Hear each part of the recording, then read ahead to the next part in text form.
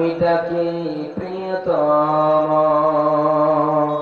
যে জন কখনো ব্যথা দিতে জানে না, যে জনকে বলি মুছে नहीं যাত না, যে জন কখনো ব্যথা দিতে জানে না, যে জনকে বলি মুছে नहीं যাত না। হৃদয়ের হাহাকার আপন করে নিতে আর, হৃদয়ের হাহাকার আপন করে নিতে আর, করবো কত প্রশস্ত, সে কোন বন্ধু বলো এত বিশ্বস্ত,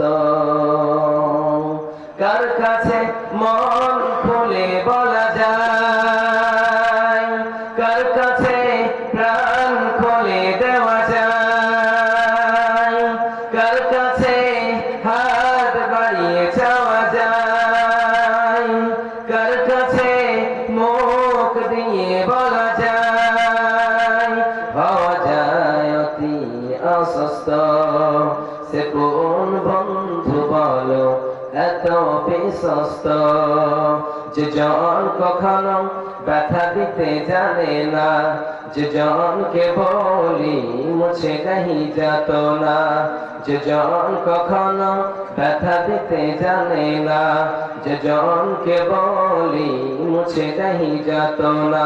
হৃদয়ের হাহাকার আপন করে নিতে আর, করবো কত প্রশস্ত, সে কোন বন্ধু বলো এত বিশ্বস্ত। মহানবী বলে তারে কেউ বা ডাকে,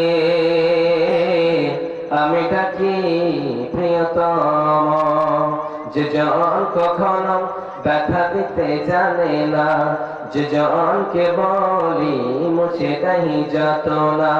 হৃদয়ের হাহাকার আপন করে নিতে আর, করবো কত প্রশস্ত,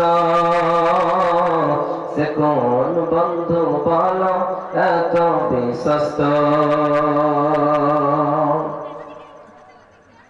উপস্থিত আজকের সভা মহামান্বিত সভাপতি সাহেব, স্টেজে বসে থাকা উলামায়ে কেরাম, সামনে বসে থাকা ভাই ও আব্বাজানেরা এবং পর্দানশী মা ও বোনেরা, সর্বপ্রথম সেই মহান আল্লাহ সুবহানাহু ওয়া তাআলার প্রশংসা করি, গুণগান গাই, তারিফ করি যে আল্লাহ আমাদেরকে গহীন রাত্রিতে একত্রিত হওয়ার তৌফিক এনায়েত করেছেন। তাই সকলে বলুন আল্লাহুম্মা আমিন। তারপরে তার প্রিয় নবী মাআমিন আল্লাহ তাআলা মদিনা আহমদ মুস্তাফা মুহাম্মদ মুস্তাফা সাল্লাল্লাহু আলাইহি ওয়াসাল্লামের উপর শত সহস্র সালাম বর্ষিত হোক। আল্লাহুম্মা সাল্লি আলাইহি আল্লাহুম্মা বারিক আলাইহি। তো আজকে যে বিষয়টি নিয়ে আপনাদের সম্মুখে এসেছি সেটি হচ্ছে মুমিন কাকে বলে। মুমিন কাকে বলে? জায়গা থেকে আপনি মুমিন বলবেন? নামাজ পড়ে না, লম্বা টুপি পরেছে, পাঞ্জাবি পরেছে, জুব্বা পরেছে, আপনি তাকে মুমিন বলবেন? তাকে মুমিন বলা যাবে না। কোরআনের আলোতে যে অনুযায়ী কাজ করবে তাকে মুমিন বলা যায়। এবং মুমিনা কাকে বলে? যে মহিলাটা, যেই মেয়েটা সুন্দর কাজ করবে, কোরআন এবং হাদিসের বিধান অনুযায়ী কাজ করবে, তারই মুমিনা বলা যায়। তাহলে মাইক মাঝে আপনাকে আসার জন্য অনুরোধ করা হচ্ছে। তাহলে ভাই, মাইক যেরকম হয়ে যাক না কেন, আজকে আমাদের সম্মুখে যে বিষয় নিয়ে এসেছি সেটি হচ্ছে মুমিন কারে বলে। মুমিন আপনি জায়গা থেকে বলতে পারেন না। আপনার সামনে ধরেন যে আপনার এলাকা একজন জাহেল মানুষ, সেই জাহেল মানুষ কিছু জানে না, কিন্তু শুধুমাত্র সমাজে লম্বা পাঞ্জাবি পরেছে, লম্বা টুপি পরেছে, লম্বা দাড়ি রেখেছে, তাকে কি আপনি মুমিন বলতে পারেন? পারেন ভাই? তাকে পারেন না। কারণ সে যদি নামাজ পড়ে, সে যদি যাকাত দেয়, হজ করে, যেগুলি কোরআনের বিধান রয়েছে ওগুলি যে মানে, তাহলে তাকে মুমিন বলা যায়, নচেৎ তাকে মুমিন বলা যাবে না। তারপরে মুমিন কাকে বলে? তারপরে মুমিনের 9টা কোয়ালিটি রয়েছে, এক এক করে আপনাদের সম্মুখে বর্ণনা করব। তাহলে এবার মুমিনটা কারে বলে? তাই তো রব্বুল আলামিন বলে, দুনিয়ার মানুষেরা মুমিন তোমরা কারে বলবা? তোমাদের মুমিন কারে বলানো তোমাদের প্রয়োজন রয়েছে। তোমরা কি একবার দেখো নাই দুনিয়ার জমিনে সমাজের ভিতরে এমন এমন মানুষ রয়েছে নিজেকে মুমিন মনে করে, নিজেকে ইমানদার মনে করে, নামাজ পড়ে না কিন্তু নিজেকে ভালো হয়নি, আমার ইমান ভালো আছে, নামাজ নাও পড়তে পারে কিন্তু ইমান ভালো আছে, এইরকম দাবি করেছে। বিশ্বনবী বলেছেন, কোন তোমাদের সমাজে যদি কোন মানুষ এইরকম দাবি করে তাহলে তোমরা তার কথা কখনোই মেনে নিও না।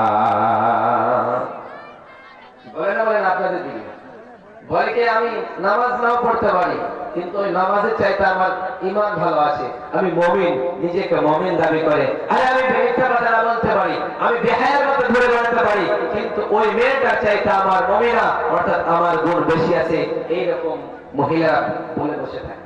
কিন্তু আজকে আমাদের সমাজে এইরকম হয়ে গিয়েছে। তাই তো রব্বুল আলামিন বলেন, দুনিয়ার মানুষেরা তোমরা মুমিন কারে বলবা? তাই তো রব্বুল আলামিন বলেন, ইন্নামাল মুমিনুনা আল্লাযীনা ইযা যুকিরাল্লাহু ওয়াজিলাত কুলুবুহুম ওয়া ইযা তুলিয়াত আলাইহিম আয়াতুহু যাদাতুহুম ঈমানা ওয়া আলা রাব্বিহিম ইয়াতাওয়াক্কালুন। রব্বুল আলামিন বলেন, দুনিয়ার মানুষেরা মুমিন তো হলো তারাই যারা মুমিন, যাদের সামনে কোরআনের জিকির করা হয়, কোরআনের জিকির করা হয়, যখন আল্লাহর নাম না হবে, আল্লাহর নাম না মাত্রই ওই ঈমানদার ঈমান বৃদ্ধি পেয়ে যাবে। অতএব তাদের ঈমান বৃদ্ধি পাবে যখন আল্লাহর জিকির করা হবে, আল্লাহর নাম যেখানে না হবে ঈমানদার ঈমান বেড়ে যাবে। অতএব তাদের ঈমান বৃদ্ধি পাবে যখনই তাদের সামনে আল্লাহর নাম যেখানে না হবে, আল্লাহর ভয়ে তাদের অন্তরটা কাঁপতে থাকবে।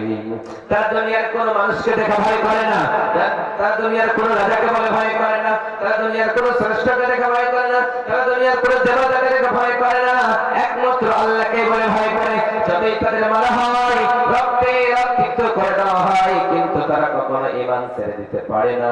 তারাই হলো মুমিন, আমরা তাকেই মুমিন বলবো।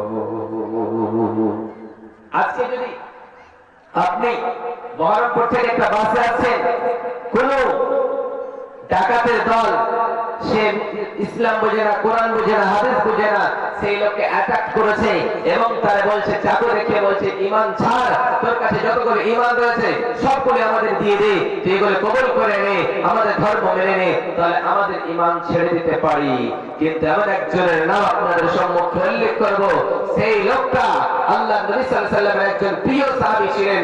তিনার ঈমানটা কেমন মজবুত ছিলেন, আমাদের ঈমান কেমন, আমাদের মহিলাদের ঈমান কেমন, আমাদের মাদের ঈমান কেমন, আপনাদেরকে একটু যাচাই করতেছি। বিশ্বনবী সাল্লাল্লাহু আলাইহি ওয়াসাল্লামের দুনিয়ার মানুষেরা তোমাদের ঈমান কেমন এবং সাইয়েদনা বেলালের ঈমান কেমন? ওই সাইয়েদনা বেলাল রাদিয়াল্লাহু তাআলা আনহু মদিনার সব থেকে গরিব সাহাবী সাইয়েদনা বেলাল। ওই বেলাল উমাইয়ার বাড়িতে চাকর করত, উমাইয়ার বাড়িতে গোলামি করত, উমাইয়া ইবনে খালফের বাড়িতে চাকরি করত, গোলামি করত।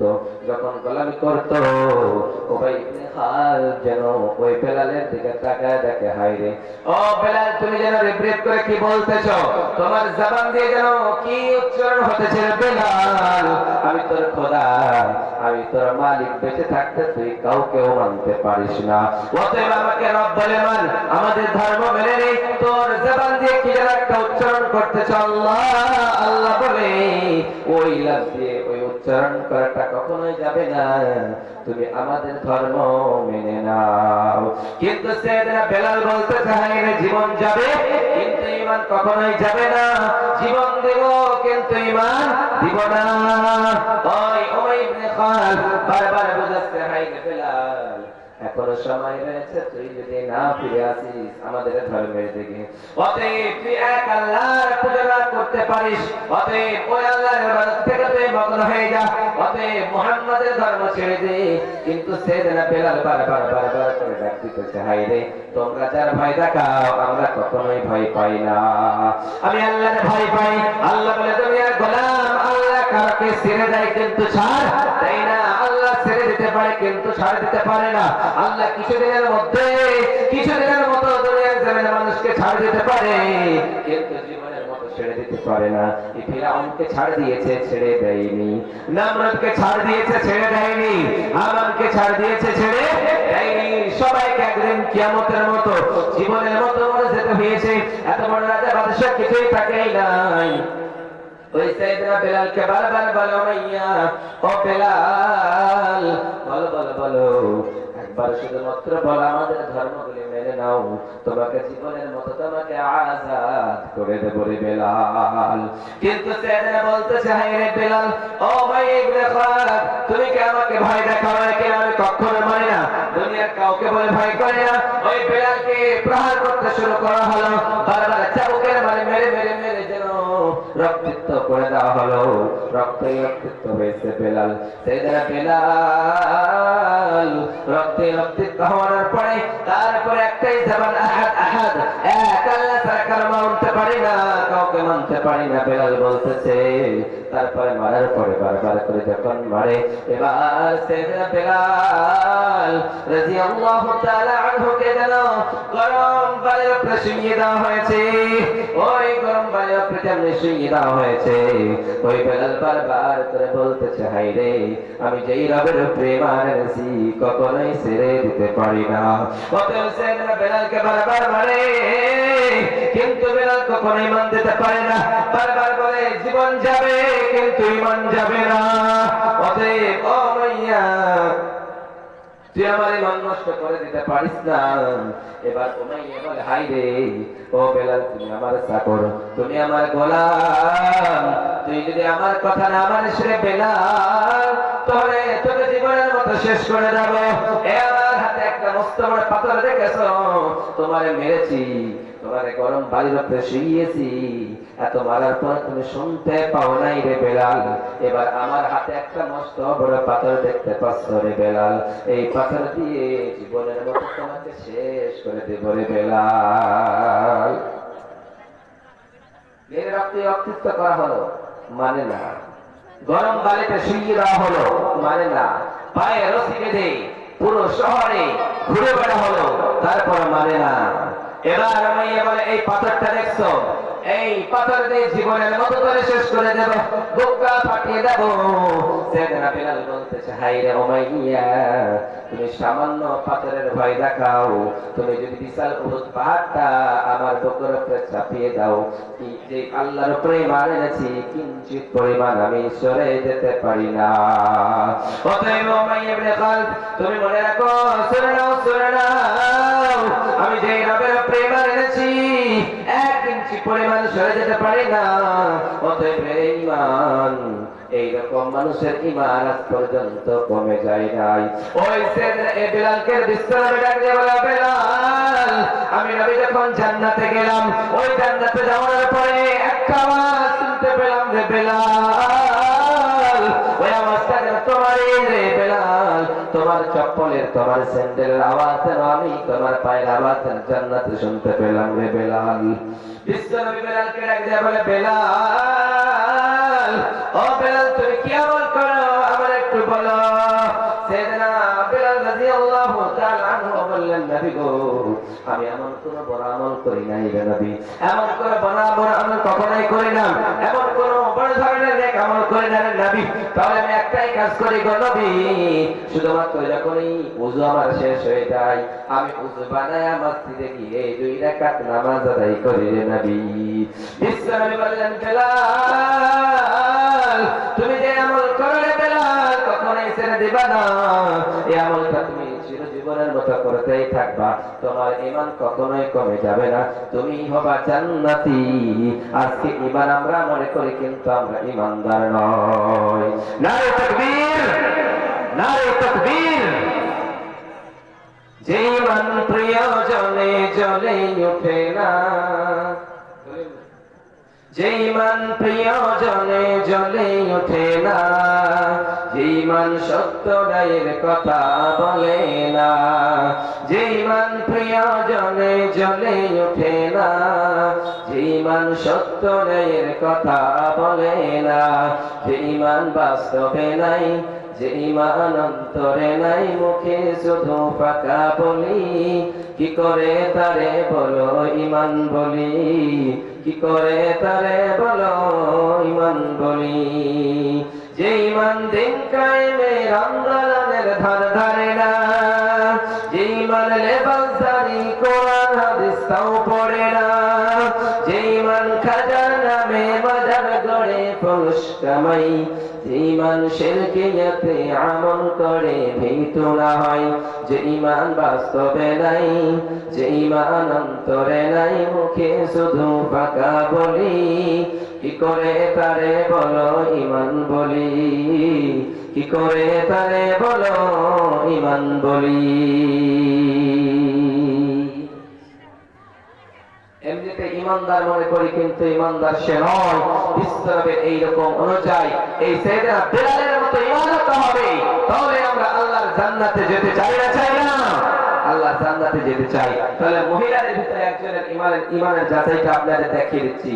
সুমাইয়া রাদিয়াল্লাহু তাআলা একজন বিশ্বনবীর হাতে কালেমা পড়ে প্রথমে ইসলাম কবুল করেছিলেন। তিনাকে এই আবু জাহেল যখন ইসলাম কবুল করলো, তখন ওই আম্মার ইবনে ইয়াসির দুইজনকে হত্যা করলো। তার সামনে ওই সুমাইয়ার সামনে তাদেরকে মৃত্যুদণ্ড দিল। আর সুমাইয়াকে বলো, সুমাইয়া তুমি দেখতে পাচ্ছ তোমার যুবতী ছেলেটাকে আজকে তোমার সামনেই হত্যা করা হবে এবং তোমার স্বামীকে চিরজীবনের মতো শেষ করে দেব। এইরকম যখন বারবার ভয় দেখাই, সাইয়েদনা সুমাইয়া রাদিয়াল্লাহু তাআলা আনহাকে ওই আবু জাহেল বারবার বলে, ও সুমাইয়া দেখো দেখো তোমার ছেলেকে তোমার স্বামীকে জীবনের মতো শেষ করে দেবে, অতএব ঈমান ছেড়ে দে সুমাইয়া। কিন্তু সুমাইয়া বলে, না না, কখনোই মানে নিতে পারি না, ঈমান ছেড়ে দিতে পারি না, ঈমান যার উপরে নিয়ে এসেছি কখনোই ছাড়তে পারি না। এবার যখন তাদের শেষ করে দিল, এবার সুমাইয়াকে বলে, সুমাইয়া তুমি তো একাই রয়েছো, তুমি যদি এখন ঈমান ছেড়ে দাও তাহলে তোমাকে বাঁচিয়ে রেখে দেব, আর যদি তুমি ঈমান না ছেড়ে দাও সুমাইয়া, এই যে তোমাকে চিরজীবনের মতো মেরে মেরে শেষ করে দেব। এবার সুমাইয়া রাদিয়াল্লাহু তাআলা আনহাকে যেন বারবার প্রহার করতে শুরু করলো, উলঙ্গ করে দেওয়া হলো, পুরো শরীরটাকে উলঙ্গ করে দেওয়া হলো। আর সুমাইয়ার সামনে বারবার বারবার করে লাঞ্ছিত করে, অপমানিত করে, মারে আর বারবার গালি দেয়, নগ্ন জিনিস দেখায়, কিন্তু সুমাইয়ার ঈমান কখনোই নষ্ট করে দিতে পারে না। এবার সুমাইয়াকে বলে, ও সুমাইয়া এখনো সময় আছে রে, সুমাইয়া তুমি যদি না ছেড়ে দাও, ঈমান যদি না ছেড়ে দাও তাহলে শেষ করে যাব। কিন্তু সুমাইয়া বলে, জীবন যাবে কিন্তু ঈমান দিতে পারবো না, যদি তুমি আমারে মারো না রে আবু জাহেল, আবু লাহাব, উতবা, সাইবা, আমি সফল, আমি সফল, তোমরা হেরে গিয়েছো। আমি সুমাইয়া একজন মহিলাকে তোমরা এতগুলি পুরুষ মিলে তুমি কাবু করতেছো, অতএব কখনোই পারবে না। আমি যে রবের উপরে ঈমান এনেছি কখনোই ছেড়ে দিতে পারি না। ওই সুমাইয়াকে বারবার মারে, কিন্তু সুমাইয়া রাদিয়াল্লাহু তাআলা আনহা যেন মানতে চাই না, বারবার বারবার শুনতে চাই না। এবার আবু জাহেল মনে করলো, হায় রে, রাগিত হইয়া বলতে শুরু করলো, একবার বললো ইয়া, ওই সুমাইয়ার সামনে আসলো আর বললো, ও সুমাইয়া সত্য হয়ে না, এবার তোমার জীবনের মতো শেষ করে দেব রে সুমাইয়া। এইরকম করে সামনে এসে বললো, খাড়া লইয়া সুমাইয়া লজ্জাস্থানের ভিতরে আঘাত করলো, সামনে প্রহার করলো। প্রহার করার সামনে সঙ্গে সঙ্গে সুমাইয়া বলতে শুরু করলো, আমি সফল, আমি সফল। ওরে আবু জাহেল তুমি নাকাম হয়েছ, আমি সফল হয়ে গিয়েছি, আজকে আল্লাহর দরবারে জান্নাতে মেহমানি আমি হয়ে গিয়েছি। অতএব আল্লাহর কাছে দোয়া করলেন, আল্লাহ আমার জন্য জান্নাতে একখানা ঘর বানায় দাও, এই জালিমের স্পর্শে বসতে করতে পারি না, এই জালিমের কাছে আর থাকতে ইচ্ছে হয় না রে মাওলা। দুনিয়ার জমিনে যা ভুল করেছি, যা গুনাহ করেছি রে মাওলা, শুধুমাত্র বিশ্বনবীর পায়ে পা রেখে হাতে হাত রেখে কালিমা পড়েছি, তার জন্য আবু জাহেল আমাদের হত্যা করেছে, আবু জাহেল আমাদের মারেছে, না না কখনোই মারতে পারে না। অতএব বিশ্বনবী এরকম কথা বললেন, যারা ইসলামের জন্য শাহাদাত বরণ করবে, জীবন দিতে পারবে, তারা কখনোই মরে না, মরে না, মরে না। তারা কাল কিয়ামতের কোঠে জীবিত হয়ে থাকবে, তারা শাহাদাত বরণ করবে। অতএব আল্লাহর জান্নাতে যাবেই যাবে, এতে কোনো রকমের সন্দেহ নেই। তাই তো বিশ্বনবী সাল্লাল্লাহু আলাইহি সাল্লাম বলেছেন, চারটা ফোঁটা, দুই ফোঁটা রক্ত অথবা এক ফোঁটা পানি, যে পানি আপনারা কান্না করে করে মসজিদে গিয়ে ঝরাতে পারেন, ওই চোখ কখনোই জাহান্নামে যাবে না। এবং যে রক্তের ফোঁটা অতএব যুদ্ধের ময়দানে গিয়েছেন, আল্লাহর রাস্তায় জিহাদ করেছেন, ওই রক্তের ফোঁটা কখনোই, ওই লোকটা কখনোই জান্নাতে জাহান্নামে যাবে না। অতএব ভাই, ইমানদার যারা হবে, মুত্তাকি যারা হবে, আল্লাহওয়ালা যারা হবে, তারা কখনোই মেনে নিতে পারে না এইরকমই হলো তারা মুমিন। তাই তো রব্বুল আলামিন বলেন, ইন্নামাল মুমিনুনা আল্লাযীনা ইযা যুকিরাল্লাহু ওয়াজিলাত কুলুবুহুম, যখন মুমিন তো হলো তারাই, যখন তাদের সামনে আল্লাহর জিকির করা হবে, তখন তাদের হৃদয়টা আল্লাহর ভয়ে কম্পিত হবে। দ্বিতীয় নম্বরে রব্বুল আলামিন বলেন, ওয়া ইযা তুলিয়াত আলাইহিম আয়াতুহু যাদাতুহুম ঈমানা, এবং তাদের সামনে যখন কোরআন তেলাওয়াত করা হবে, যখন কোরআন পড়া হবে, তখন মুমিনদের হৃদয়ে নয় ঈমানে বৃদ্ধি পাবে। অতএব যখন কোরআন তেলাওয়াত হয়, ওই কোরআন শুনে শত শত মানুষ ঈমান কবুল করে না, করে না, ইসলাম কবুল করে না, করে না। বিশ্বনবী যখন কোরআনের তেলাওয়াত করতেন, ওই বিশ্বনবীর কোরআনের আওয়াজ শুনে, তেলাওয়াত শুনে কত কত মানুষেরা এসে ইসলাম কবুল করে নিতেন। আবু জাহেল বলেন, তাহাইরে ওই মুহাম্মাদের ধর্ম মেনো না, মুহাম্মাদের কথা মেনো না, ওই মুহাম্মাদের তোমরা কাছেও যেও না, মুহাম্মাদ একজন পাগল, ওই পাগলের কাছে যাওয়া নিষিদ্ধ। কিন্তু যারা হজ করতে আসতো, ওই সময় বলতো, হায়রে পাগলটাকে একটু দেখে নি। যেমনি মুহাম্মদ সাল্লাল্লাহু আলাইহি ওয়াসাল্লামের কাছে যেতেন, হায়রে দেখতেন, হায়রে বলতেন, এই লোকটা এত সুন্দর, লোকটা কি পাগল হতে পারে নাকি? এত সুন্দর করে কোরআন পড়তেছে, এত সুন্দর কোরআন পড়ে লোকটাকে পাগল হতে পারে নাকি? না না, কখনোই নয়, এই লোকটা পাগল নাই। অতএব বিশ্বনবী হাজাত পড়ে কালিমা পড়ে মুসলমান হয়ে যেত। অতএব আমরা মুসলমান। বিশ্বনবী বললেন, আল্লাহ বললেন, ও দুনিয়ার মানুষেরা, যখন কোরআন তেলাওয়াত করা হবে, তখন মুমিনদের ঈমান বৃদ্ধি পাবে। তিন নম্বর রব্বুল আলামিন বলেন, যারা শুধুমাত্র তারা আল্লাহর উপরে ভরসা করবে, ওয়া তাওয়াক্কাল আলাল্লাহি, তারা আল্লাহ তাআলা কারো উপরে ভরসা করে না, সদা সর্বদা আল্লাহর উপরে ভরসা করবে, আল্লাহ তাআলা কারো উপরে কখনোই মেনে নিতে পারে না। তাই তো রব্বুল আলামিন বলেন, ইন্নামা ইউমিনু বিআয়াতিনা আল্লাযীনা ইযা যুকিরু বিহা খারু ওয়া সুজদান ওয়া সাব্বাহু বিহামদি রাব্বিহিম ওয়া হুম লা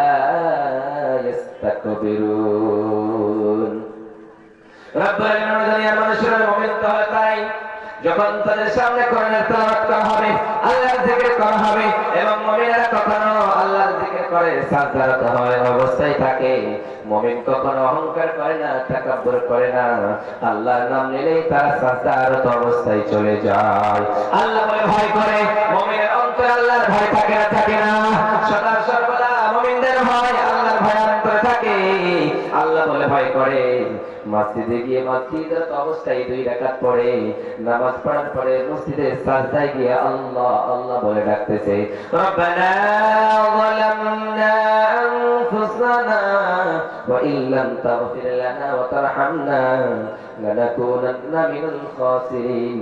রব্বুল আলামিন, আমার নফসের উপরে অন্যায় করেছি, আমার নফসের উপরে জুলুম করেছি, অত্যাচার করেছি রে মাওলা, তুমি যদি মাফ না করে দাও, তুমি যদি ক্ষমা না করে দাও, কালকে আমাদের কোটে মুসিবতের দিনে ও বিশাল আকাশের মালিক, ও বিশাল জমিনের মালিক, বিশাল পাহাড়ের মালিক, বিশাল পর্বতের মালিক, লৌহে মাহফুজের মালিক, বাইতুল মাকমুরের মালিক, সিদরাতুল মুনতাহার মালিক, ও বিশাল আকাশের মালিক, ও তারকার মালিক, ও মাওলা, ভিক্ষুকের মতো, নাদারের মতো, মূর্খের মতো এই সাজদার অবস্থায় হইয়া রে মাওলা তোমার কাছে কাগজে আর মিনতি করতেছি মাওলা, জীবনে ভুল করেছি, এই ভুলের কারণে যদি তুমি কালকে আমার জিজ্ঞাসা করবা, গোলাম ও গোলামের ঘরের গোলাম, তো করলাম, মাফ কেন চাইলা না? বল বল বল। রব্বুল আলামিন জবাব দিতে পারবো না। অতএব আল্লাহ তুমি আমার মাফ করে দাও, জীবনের মতো তুমি জান্নাতুল ফিরদাউস দান করে দাও। এইরকম ভাই যার অন্তরে থাকবে, আল্লাহর ভয় যদি অন্তরে থাকে, তারা হবে জান্নাতি।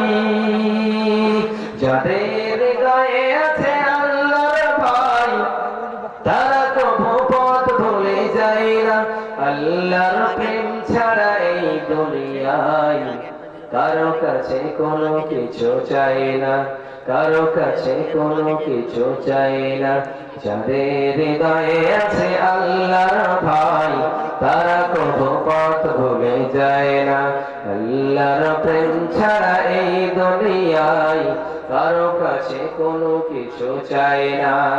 রাতের আধারে যারা সাজদাতে রয়, চোখের স্রোতে নদী যেন বয়। রাতের আধারে যারা সাজদাতে রয়, চোখের স্রোতে নদী যেন বয়। ছলনার হাত ছানি যতই ডাকো, ছলনার হাত ছানি যতই ডাকো, পিছনে ফিরে সে তাকায় না। যাদের হৃদয়ে আছে আল্লাহর ভয়, তারা কবু পথ ভুলে যায় না। আল্লাহর প্রেম ছাড়া এই দুনিয়ায় কারো কাছে কোনো কিছু চায় না, কারো কাছে কোনো কিছু চায় না, কারো কাছে কোনো কিছু চায় না। যারা আল্লাহর বান্দা হবে, মুমিন হবে। মুমিন কাকে বলে?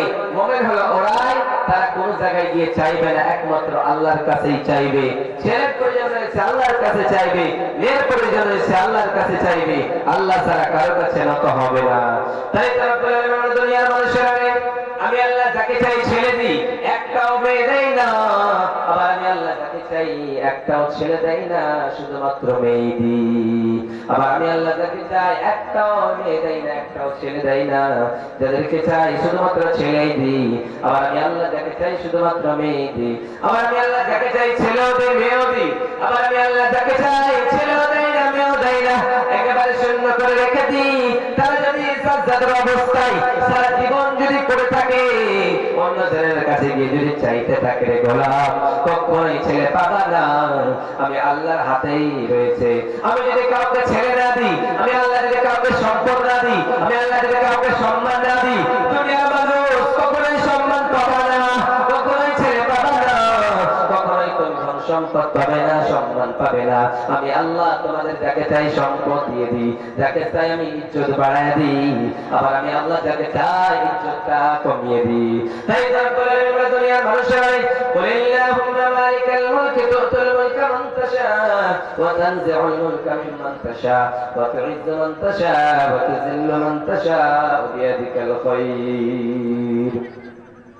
রব্বুল আলামিন দুনিয়ার মানুষেরা, আমি আল্লাহ যাকে চাই ইজ্জত দিই, আবার আমি আল্লাহ যাকে চাই বেইজ্জত করে দিই। এটা হলো আমার হাতে। তোমরা যদি দুনিয়ার জমিনে মনে ভাব হয় রে, আল্লাহ আমাদের দুনিয়ায় পাঠালো, আমি যদি কোথাও গিয়ে চাই তাহলে ছেড়ে পাবো মনে হয় না, কখনোই নয়, কখনোই নয়। আমার আল্লাহ যদি রাজি না থাকে, দুনিয়ার যে কোনো জায়গায় যাই না কেন, যে কোনো জায়গায় গিয়ে পাবে না। আল্লাহ রাজি থাকলে আপনাকে বাড়িতে বসে আপনার খাবার বন্দোবস্ত করে দেবে। আপনি মনে করেন আমার রিজিকের ব্যবস্থা করবে কে, আমার খাবার ব্যবস্থা করবে কে? আমি তো কোথাও যেতে পারি না। কিন্তু আল্লাহ বলে, গোলাম, তুমি যদি মুমিন হও, তাহলে তুমি যদি আল্লাহর উপরে ভরসা করো, তাহলে আল্লাহ তোমার বাড়িতে খাবার পৌঁছায় দেবে। তাই নবী সাল্লাল্লাহু আলাইহি ওয়াসাল্লাম বলেন, লাউ আন্নাকুম কুনতুম তাওয়াক্কালুনা আলাল্লাহি হাক্কা তাওয়াক্কুলিহি লা রাযাকতুম কামা ইরযাকুত তাইর তাবদু খিমাসান ওয়া তারুহু বিতানা।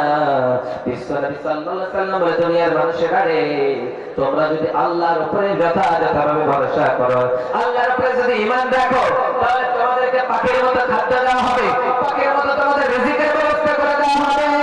পাখিরা সকালবেলা সকালবেলা বাসা থেকে কিচির মিচির করতে করতে বের হয়, আবার সন্ধ্যাবেলায় কিচির মিচির করতে করতে বাসাতে ফিরে দেয়। সকালবেলা খালি পেটে পাখিরা বের হয়, আবার সন্ধ্যাবেলায় পেটটা ওদের উপর দিয়ে পড়ে, আবার আল্লাহ ওই পাখিকে বাসায় ফিরায় দেয় না দেয় না। অনুরূপভাবে তোমাদের খাদ্যের ব্যবস্থা করবে, তোমরা বাড়ি বাড়ি করো, গাড়ি গাড়ি করো, কিন্তু তোমার বাড়ি নয়, তোমার গাড়ি নয়। যেই দিন চোখটা বন্ধ হয়ে যাবে, জীবনের মতো হাই হাই করবা, বাড়ি বাড়ি করবা, কিন্তু এই বাড়ি নয়, এই গাড়ি নয়, এই দুনিয়া কিছুই আপনার নয়। যেই দিন আপনি মারা যাবেন, যেই দিন মালাকুল মউত চলে আসবে আপনার কাছে, জানটা কবজ করে নিয়ে চলে যাবে, জীবনের মতো আপনি শূন্য হয়ে যাবেন। আজকে দুনিয়া দুনিয়া করেন, বাড়ি বাড়ি করেন, কিন্তু এই দুনিয়া আপনার নয়, আসল দুনিয়া হলো আপনার কবর। তাই তো রব্বুল আলামিন বলেন, বাল তুসিরুনাল হায়াতুদ দুনিয়া, ও দুনিয়ার মানুষেরা তোমরা দুনিয়ার জীবনকে বেশি প্রাধান্য দাও, ও আখিরাতের জীবনের চাইতে তোমরা দুনিয়ার জীবনটাকে বেশি ভালোবাসো। কিন্তু তোমাদের এটা জীবন ক্ষণস্থায়ী, চিরস্থায়ী জীবন নয়, 2 দিনের জীবন। আবার তোমাদেরকে এই দুনিয়া ছেড়ে কবরে চলে যেতে হবে। পরের জায়গা পরের বাড়ি, ঘর বানায় আমি রই, আমি তো সেই ঘরের মালিক নই।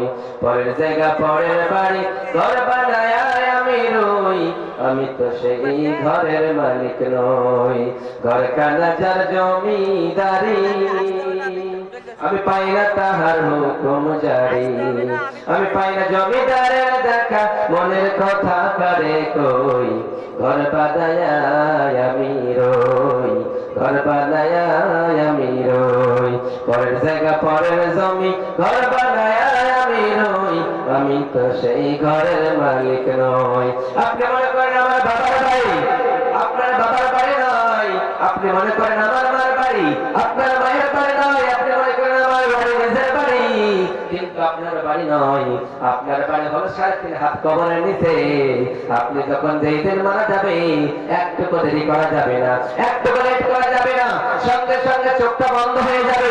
যখন চোখটা বন্ধ হয়ে যাবে, আপনার ছেলেরা গ্রামের ইমাম সাহেবকে বলবে, ও ইমাম সাহেব আপনি লাশ করে দেন, আমার বাবার কাফন দাফনের ব্যবস্থা কালকে 10টার সময় যাতে হয়ে যায়। বলে কিনা?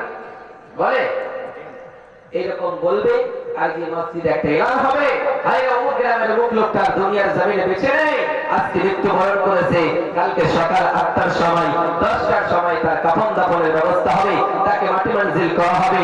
আপনার ছেলেরা আপনার ওই কবরে রেখে চলে আসবে। একবার মনে করবেন আমার বাবা আমার জন্য এত বাড়ি গাড়ি করে গেল, আমার বাবা আমার জন্য এত কিছু করেছে, আমার বাবা আমার জন্য কত শ্রমিকের কাজ করেছে, আমার বাবা আমার জন্য কত কাজ করে, শ্রমিকের কাজ করে মাথার ঘাম পায়ে ফেলে আমার জন্য শিক্ষা অর্জন করিয়েছে, কত কাজ করিয়েছে। একবারও ভাববে না, হাই রে বন্ধু আজকে দুনিয়া দুনিয়া করেন, এই দুনিয়া আপনার নয়, একদিন আপনাকে চিরজীবনের মতো চলে যেতে হবে। একবারও চিন্তা করেন না। চোখের ওই পলকে তুমি হতে পারো লাশ, চিরতরে বন্ধ হবে তোমার নিঃশ্বাস, হবে এলাম তোমার নামে মসজিদের ওই মাইকে, বাড়িওয়ালা নাই রে বাড়ি নাই রে দুনিয়াতে, বাড়িওয়ালা নাই রে বাড়ি নাই রে দুনিয়াতে। চোখের ওই পলকে তুমি হতে পারো লাশ, চিরতরে বন্ধ হবে তোমার নিঃশ্বাস, হবে এলাম তোমার নামে মসজিদের ওই মাইকে, বাড়িওয়ালা নাই রে বাড়ি নাই রে দুনিয়াতে, বাড়িওয়ালা নাই রে বাড়ি নাই রে দুনিয়াতে। তোমার ভয় থাকতো মানুষ ছিল বাহাদুরি, একবার ভাবনি হাই তুমি যে রঙের ঘড়ি, তোমার ভয় ছিল মানুষ ছিল বাহাদুরি, একবার ভাবনি হাই তুমি যে রঙের ঘড়ি। সুতোয় টান দিলে মালিক, সুতোয় টান দিলে মালিক পারবে না বাঁচিতে, বাড়িওয়ালা নাই রে বাড়ি নাই রে দুনিয়াতে, বাড়িওয়ালা নাই রে বাড়ি নাই রে দুনিয়াতে। চোখের ওই পলকে তুমি হতে পারো লাশ, চিরতরে বন্ধ হবে তোমার নিঃশ্বাস, হবে তোমার নামে মসজিদের মাইকে, বাড়িওয়ালা নাই রে বাড়ি নাই রে দুনিয়াতে, বাড়িওয়ালা নাই রে বাড়ি নাই রে দুনিয়াতে। ঠিক না?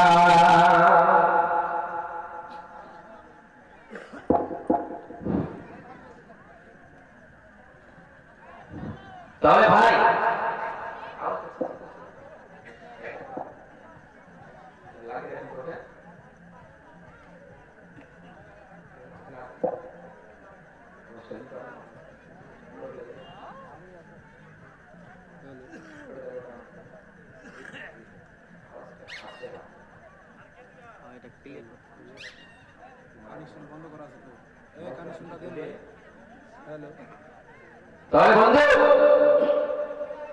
এইরকম দুনিয়া ছেড়ে চলে যেতে হবে। তাহলে মুমিন কাকে বলে?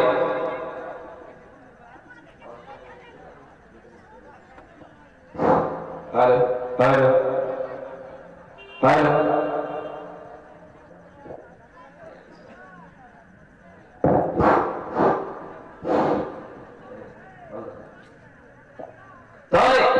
এরকম দুনিয়া ছেড়ে চলে যেতে হবে। এই দুনিয়া থাকা নয়, একদিন আপনাদের সবাইকে চলে যেতে হবে। তাই তো রব্বুল আলামিন মুমিন হলো তারাই, মুমিন তো হলো তারাই, মুমিনের 9টা গুণ রয়েছে, 9টা কোয়ালিটি রয়েছে। যদি 9টা কোয়ালিটি কোন মুমিনদের ভিতরে পাওয়া যায়, তাদেরকেই তোমরা মুমিন বলবা। যাকে তাকে মুমিন বলা যাবে না। বিশ্বনবী সাল্লাল্লাহু আলাইহি সাল্লাম মুমিনের উদাহরণ দিতে গিয়ে বললেন, ও মুমিন হলো তারাই, মুমিন হলো তারাই যারা মুমিনারি হবে, মুমিন মুসলমান হবে, তারা কখনোই লজ্জাস্থান অতএব সমস্ত জিনিসের হেফাজত করবে মুমিনেরা। মুমিনের 9টা গুণ রয়েছে। প্রথম নম্বর গুণ হলো তাইবুন। মুমিনের তওবা করে কার কাছে? মুমিন একমাত্র আল্লাহর কাছে তওবায় লুটিয়ে পড়ে। মুমিন সকালে পাপ করলে রাতে বেলায় আল্লাহর কাছে তওবায় লুটিয়ে পড়ে যায়। রাতে পাপ করলে সকালবেলা তওবায় লুটিয়ে পড়ে যায়। তারাই হলো মুমিন, কারণ তারা পাপ করে কখনোই বসে থাকে না। বিশ্বনবী সাল্লাল্লাহু আলাইহি সাল্লাম বলেন, 3টা জিনিস কখনোই তোমরা দেরি করতেন না। বিশ্বনবী সাল্লাল্লাহু আলাইহি সাল্লাম বলতেন, 3টা জিনিসে তোমরা কখনোই লেট করো না। যখন তোমাদের কেউ মারা যাবে, তখন তোমার বাড়িতে রেখো না, তাড়াতাড়ি করে তোমরা কবরস্থানে নিয়ে যাও। দ্বিতীয় নম্বর হলো, বিশ্বনবী যখন দুনিয়ার জমিনে কোনো পাপ করতেন, কোন মানুষ বলতেন তোমরা পাপ করে বসে থেকো না, সঙ্গে সঙ্গে তোমরা তওবায় লুটিয়ে পড়ে যাও। তাই তো মুমিনের প্রথম গুণ তাইবুন। মুমিনরা শুধুমাত্র আল্লাহর কাছেই তওবা করে, আল্লাহ ছাড়া কারো কাছে তওবা করতে পারে না। যখনই ভুল করলো, যখনই পাপ করলো, যখনই অন্যায় করলো, সঙ্গে সঙ্গে মুমিন তওবায় লুটিয়ে পড়ে গেল। আপনি আপনার ছোট ভাইটাকে গ্রামের কোন মানুষকে এক থাপ্পড় মেরেছেন, তারপরে কিছুক্ষণ পরে আপনি বুঝতে পারলেন, তখন তার কাছে গিয়ে বলছেন, please forgive me, I understand, আমি তো তোমাকে মেরেছি, ঠিক সত্যি আমি ভুল করছি, আমি দুঃখিত, আমি তোমাকে যখন মেরেছি তখন তুমি আমি বুঝতে পারিনি, অতএব তুমি আমাকে ক্ষমা করে দাও। এরকম বলে না? বলে না? বলে। তাই তো রব্বুল আলামিন দুনিয়ার মানুষেরা মুমিনের প্রথম গুণ তাইবুন। মুমিনরা তওবা করে একমাত্র আল্লাহর কাছে, আল্লাহ ছাড়া কারোর কাছে তওবা করে না। মুমিন যখনই পাপ করলো, ভুল করলো, সঙ্গে সঙ্গে তওবায় লুটিয়ে পড়লো। তারপর রব্বুল আলামিন বলেন, ইয়া আইয়ুহাল্লাযীনা আমানু তুবু ইলাল্লাহি তাওবাতান নাসুহা। রব্বুল আলামিন দুনিয়ার মানুষেরা, যারা তোমরা ঈমান আনছো, যারা এক আল্লাহর উপর বিশ্বাস করেছো, যারা এক আল্লাহর উপর তোমরা বিশ্বাস করেছো, দীর্ঘ বিশ্বাস নিয়ে এনেছো, আল্লাহকে আল্লাহ বলে মেনেছো, রব বলে মেনে নিয়েছো, তোমরা শোনো শোনো শোনো, তুবু ইলাল্লাহি, তোমরা আল্লাহর কাছে তওবা করো। তাওবাতান নাসুহা, নাসুহার মতো তওবা করো, শুদ্ধ তওবা করো, বিশুদ্ধ তওবা করো। ওই তওবার কাছে ভেজাল থাকতে হবে না। আল্লাহর কাছে তওবা একবার করলেন, আপনি আর পাপটা করতে পারেন না, অন্যায় করতে পারেন না। এইরকম করে আপনাদের তওবা করতে হবে, তাহলে আপনি হয়ে যাবেন মুমিন। আজকে আমাদের সমাজে একবার গুনাহ করলো, মনে মনে ভাবে, হায় রে, একবার তো গুনাহটা করলাম, একবার তো জিনা করলাম, একবার তো অন্যের সম্পদ লুটলাম, আল্লাহর কাছে একবার মাফ চেয়ে নেব। কিন্তু না, একবার করলে দ্বিতীয়বার করা যাবে না। একবার যখন আল্লাহর কাছে তওবায় লুটিয়ে পড়লেন, আল্লাহ বলছে, গোলাম, তুমি যখন আমার রব বলে ডাক দিবা, তখন তওবার মতো তওবা করলে আমি আল্লাহ মাফ করে দেব। ওই জন্য নাসুহার কিছু করে ব্যাখ্যা নিয়ে আসা হয়েছে। প্রথম নম্বর ব্যাখ্যা হলো, রব্বুল আলামিনকে জানাতে হবে, মাওলা, ও দেশের মালিক, আমি যে গুনাহটা করেছিলে মাওলা, ওই গুনাহটা থেকে আমি নিজেকে লজ্জিত মনে করি, ওই গুনাহটা দ্বিতীয়বার আর কখনোই করব না রে মাওলা। ও বিশাল আকাশের মালিক, যে গুনাহটা করেছিলাম ওই গুনার কাছেও যাব না রে মাওলা। তো তারপরে রব্বুল আলামিন বলেন, তুমি স্বীকৃতি দিবা আমার মতো গুনাহগার, আমার মতো পাপী আসমানের নিচে আর জমিনের উপরে মনে হয় কেউ নেই, সব থেকে গুনাহগার পাপী মানুষ মনে হয় আমি হলাম। এই স্বীকৃতি যদি তুমি দিতে পারো তাহলে তোমার তাওবাতান নাসুহা হয়ে যাবে, নচেত তুমি কখনোই তওবা করতে পারো না।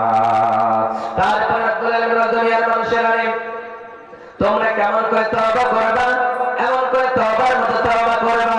বিশ্বনবী সাল্লাল্লাহু আলাইহি সাল্লামের জামানায় যখন কোন মানুষ পাপ করতেন, গুনাহ করতেন, জুলুম করতেন, বিশ্বনবী বলতেন, ও বন্ধু গোলামেরা, ও আমার সাহাবীরা, শোনো শোনো শোনো, আমি নবী, আমি মাসুমানুল খাতা, আমার সামনের পিছনের সমস্ত গুনাহগুলি মাফ করে দেওয়া হয়েছে। তারপর আমি নবী দিনে 70 বারের বেশি তওবা করি। والله إني أستغفر الله وأتوب إليه في اليوم أكثر من 70 مرة। বিশ্বনবী সাল্লাল্লাহু আলাইহি ওয়াসাল্লাম বলেন, আল্লাহর কসম করে বলি, আমি নবী মাসুমানুল খাতা, আমার সামনের পিছনের গুনাহগুলি মাফ করে দেওয়া হয়েছে। তারপর আমি নবী 70 বারের বেশি তওবা করি, ইস্তেগফার করি। অতএব তোমরা কয়বার করো, তোমরা একবার করো না। তারপর বিশ্বনবী বললেন, তুবু ইলাল্লাহি ফাইন্নী আতুবু ইলাইহি ফিল ইয়াউমি 100 মাররা। ও আমার সাহাবারা, শুধু তাই নয়, শুধু 70 বার করে তা বলে নয়, 70 বার নয়, আমি নবী 100 বার দিনে ইস্তেগফার করি। অতএব আল্লাহর কাছে তওবার অবস্থায় থাকি। অতএব মুমিনের প্রথম গুনাহ তাইবুন, মুমিনরা শুধুমাত্র তওবা করে আল্লাহর কাছে, আল্লাহ ছাড়া কারো কাছে তওবা করতে পারে না।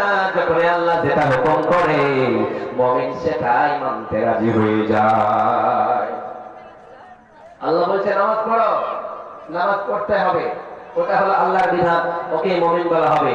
আল্লাহ বলছে তোমরা পর্দা করে চলো, পর্দা ছেড়ে দিও না, ওটা আল্লাহর বিধান, ওটাও ছাড়া যাবে না, এগুলি ছাড়া যাবে না। আজকে আমি রাস্তায় আসছিলাম, একজন, আজকে কেমন আমাদের সমস্যা হয়েছে দেখেছেন, আমাদের মেয়েদেরকে, আমাদের স্ত্রীদেরকে এমন রাস্তায় নামিয়েছি, ওই রাস্তায় নামানোর কারণে আজকে আমরা অপমানিত হচ্ছি, লাঞ্ছিত হচ্ছি। এই কিছুদিন আগে একজন 14 বছরের একজন যুবতী মেয়েকে ধর্ষণ করা হলো, কারণ এই কারণেই আজকে আমাদের যুবতী মেয়েরা আজকে সচেতন হতে চাই না, পর্দায় থাকতে চাই না, বেহায়ার মতো ঘুরে বেড়াতে চাই।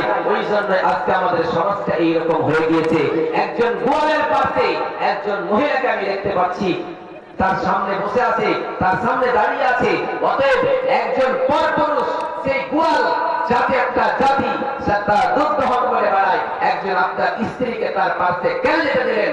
আপনি তো একজন না পুরুষ, আপনি তো হচ্ছেন একজন কাপুরুষ, আপনি তো দায়ুস, আপনি তো বুঝতে পারলেন না, আপনি কি করে মুমিন হতে পারেন? আপনি তো মুমিন হতে পারবেন না। আপনাকে আল্লাহ যেগুলি বিধান দিয়েছে আপনি কখনোই মানতে পারেন না। আল্লাহ সাইয়েদনা আদম আলাইহিস সালামকে সুন্দর করে বানালেন, বানানোর পরে আদমকে বলেন, আদম তুমি সমস্ত ফেরেশতাদেরকে সাজদা কর, সালাম করো। কিন্তু আল্লাহ বললেন কেন সালাম করব?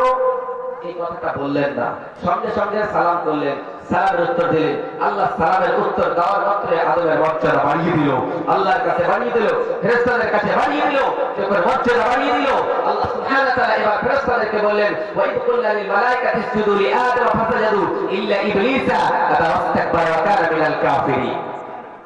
রব্বুল আলামিন দুনিয়ার মানুষেরা যখন আদমের সম্মান বাড়িয়ে গেল, আদমকে মর্যাদা দেওয়া হলো, তখন আল্লাহ সমস্ত ফেরেশতাদের বললেন, আমার ফেরেশতারা তোমরা সবাই কি করো?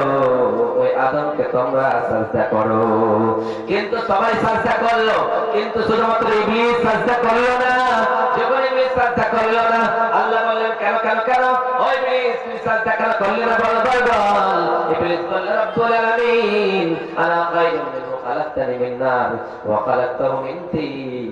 ও আল্লাহ, আমি হলাম আগুনের তৈরি, আদম হলো মাটির তৈরি। অতএব আগুন কখনো মাটিকে সাজদা করতে পারে না, অতএব আমি কখনো আদমকে সাজদা করতে পারি না। আল্লাহর কাছে অহংকার করলো, আল্লাহর কাছে যুক্তি দেখালো। আল্লাহ বলে, ও ইবলিস তুমি আমার কাছে যুক্তি দেখাও, তুমি আমার কাছে ইবাদত করতে চাও, কখনোই মেনে নিতে পারি না। ও ইবলিস এই জীবনের মতো আমার দরবার থেকে বের হয়ে যা। তুমি মাটির আদমকে প্রথমে সৃষ্টি করিয়া ঘোষণা করিয়া দিলে শ্রেষ্ঠ বলিয়া, তাই তো নূরের ফেরেশতা করে আদমকে সাজদা, সবার চেয়ে সম্মান দিলে মাটির আদমকে। আল্লাহু আল্লাহ তুমি জাল্লে জালালু, শেষ করা তো যায় না গে তোমার গুণগান, শেষ করা তো যায় না গে তোমার গুণগান। ওই আদমকে সম্মান দিলেন, সে আদম আলাইহিস সালামকে জান্নাতে রাখা হলো।